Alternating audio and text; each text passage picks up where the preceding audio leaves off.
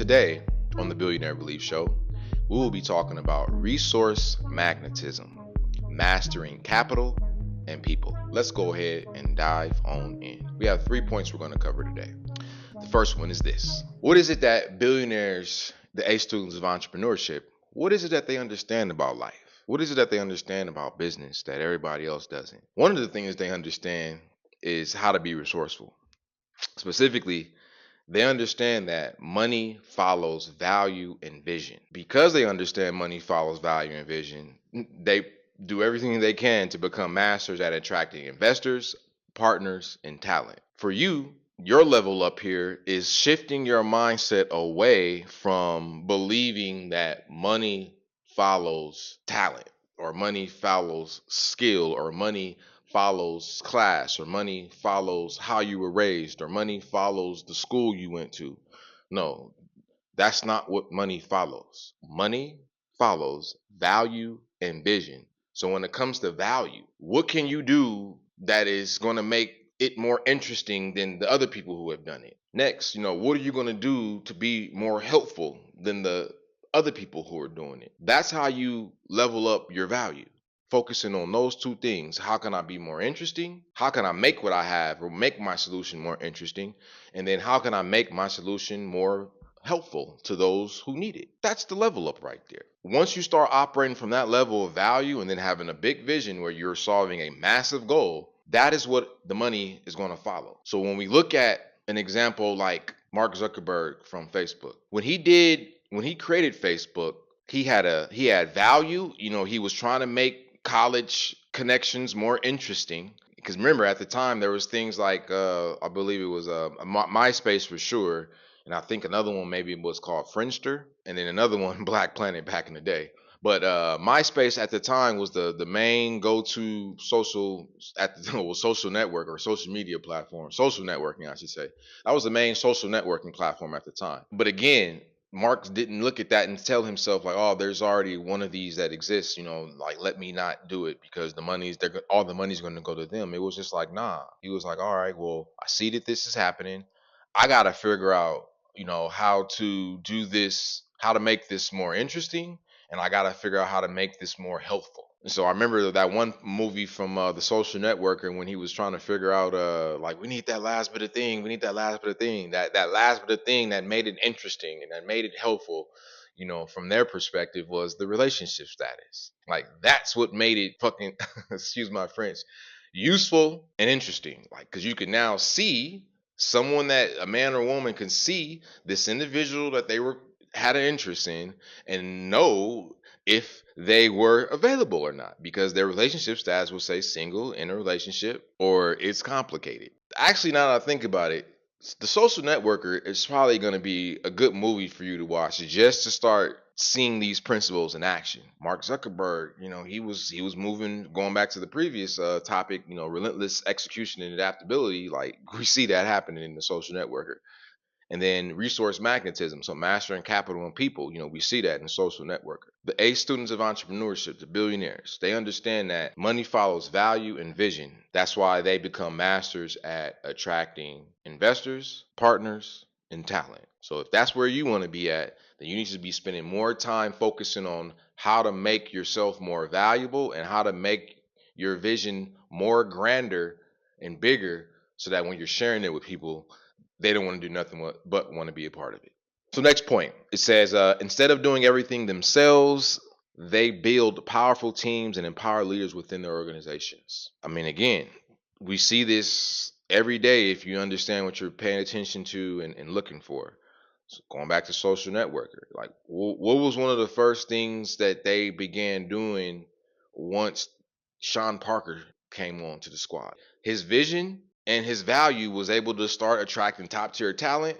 It was able to start attracting, partners in Sean Parker, as well as investors. You feel me? So they didn't come to Facebook because of his economic, his social status, that's his social class. Because he went to Harvard. No, it was because this thing is valuable, and I see y'all vision, and I want to be a part of that. So you got to do the same thing for your concepts and for your ideas. And again, understand that building powerful teams and empowering them is your level up. You got to realize that part of the most important aspect of being a leader is realizing that you're there to have the vision and to improve your value so that you can train your talent, your partners and your investors.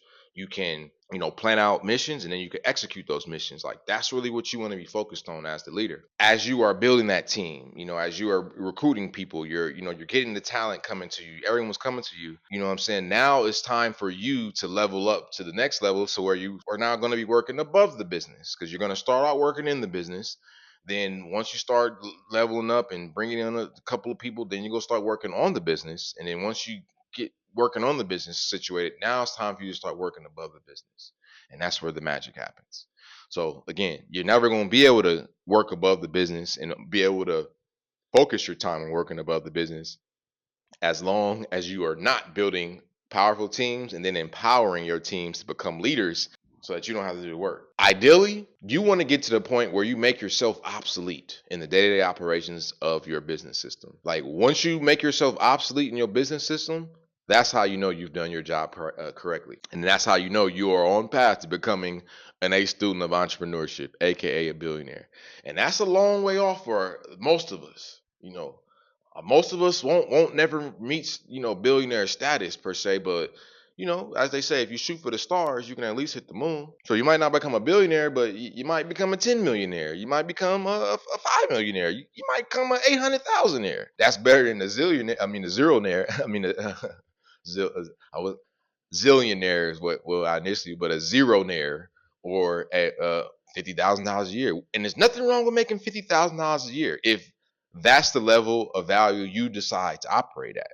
But if you want more, you're going to have to skill up and level up your value creation so that you can start using your imagination, using your words, your communication, and then, you being able to unify people to make stuff happen, to get stuff done so that your implementers, can do the work. Build powerful teams and empower your leaders to lead.